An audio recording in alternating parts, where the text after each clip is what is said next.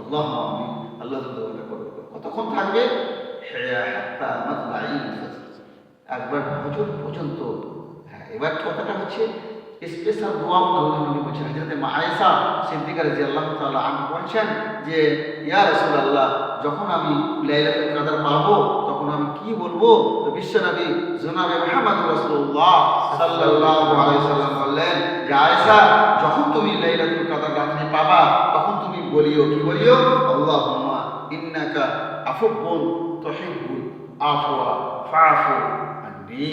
এটা করে লাইলাতুল কদরের কি খাস দোয়া আল্লাহ নবী সাল্লাল্লাহু আলাইহি সাল্লাম হযরত মা আয়েশাকে বললেন। হযরত মা আয়েশাকে বললেন না, তিনি সারা বিশ্বের উম্মতকে হাদিসে দেওয়া মানে কি সারা বিশ্বের উম্মতকে জানিয়ে দিলেন, যখন তোমরা লাইলাতুল কদর পাবে তখন তুমি এই দোয়াটা বলিও, আল্লাহুম্মা ইন্নাকা আফুবুন তুহিব্বুল আফওয়া ফাআফু আননি।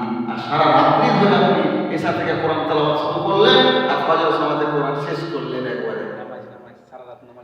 আর সারা রাত ধরে কি আপনি বসেন নামাজ পড়ছেন না? আপনাকে তারাবিটা সব সময়ের জন্য যারা করবেন, তারাবি আপনাকে বাকি রাখতে হবে, বেতর আপনাকে বাকি রাখতে হবে। এটা স্পষ্ট হাদিস।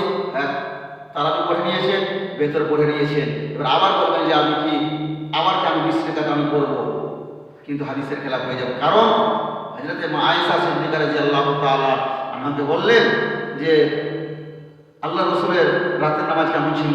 হযরত আয়েশা বলছেন রমাজানা ওয়ালা বাকির রমাজানা আলা হাদা আসরা রাকাতি, আমি আল্লাহর নবীকে 11 রাকাত থেকে আমি বেশি পড়তে দেখি নাই।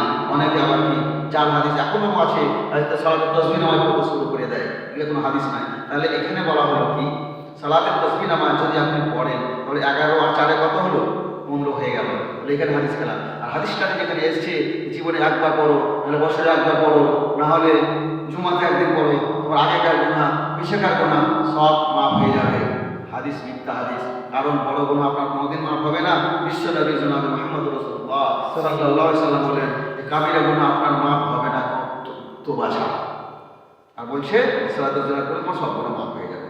যাই হোক, জাল হাদিস সালাতুত তাসবিহ নামাজ কিছু নাই। তো যারা আমরা হয়তো আজকে 23 চলছে, কদর যারা করবো বিশেষ করে বলবো, দরকার হলে তারাবিটা কি ছেড়ে দেবেন, তারাবিটা পড়িয়েন না, ভেতরে পড়িয়েন না। কদর তো করবেন, রাত্রে করবেন, আল্লাহর কাছে কাঁদা করবেন, আল্লাহর কাছে চাইবেন, ক্ষমা চাইবেন। শয়তানকে পর্যন্ত বাঁধা আছে, আল্লাহ আফসোস করছেন শয়তানকে বাঁধা আছে। শয়তান বাঁধা থাকা সত্ত্বেও তুমি যদি তোমার গুনাহকে মাফ তুমি না করিয়ে নিতে পারো, তোমার মতো আর হতে হবে আর কেউ নাই। তো আসসালামু আলাইকুম।